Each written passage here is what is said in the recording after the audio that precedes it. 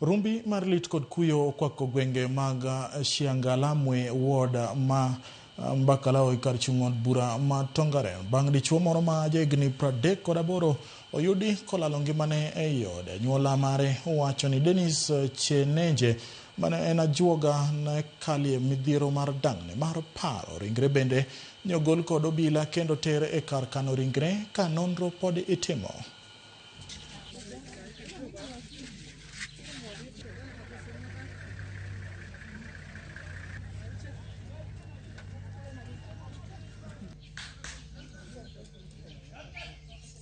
Huwa anagonjeka kichwa, saa zingine huwa inaenda. Ilikuwa siku ya Jumanne, akaamka akasema tumbo inamuuma, na alikuwa anaendesha, nikamtibu, nikaamke siku ya Alhamisi na kichwa ikaenda. Sasa nimepambana na yeye, jana wakamtibu akalala tu vizuri. Usiku tumelala na yeye, kuamkia asubuhi akaniambia imekuwa saa 11, akaniambia amka upige maandazi. Na mimi kweli niliamka, after 5 minutes ndio nikaamka. Kuamkia nikisimama hapa nje kumuona si kumuona.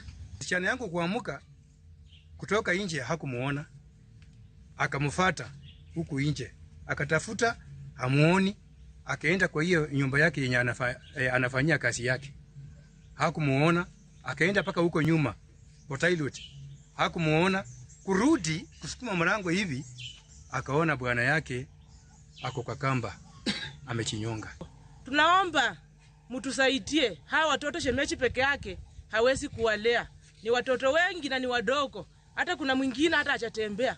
Tunaomba tu serikali msimame na boma hii. Shughuli ambayo inaendelea sasa hivi, mwili umechukuliwa kupelekwa mochari na sisi tumesalia hapa ili tupange mikakati tuone vile mambo yatakuwa. Kweli amechinyonga na mimi ndio landlord yake. So tumehusunika sana, na amekuwa na ugonjwa. Wiki moja imeisha, kama yeye ni mgonjwa anaendelea na ugonjwa. Na ugonjwa wake huwa inaendelea kwa kichwa.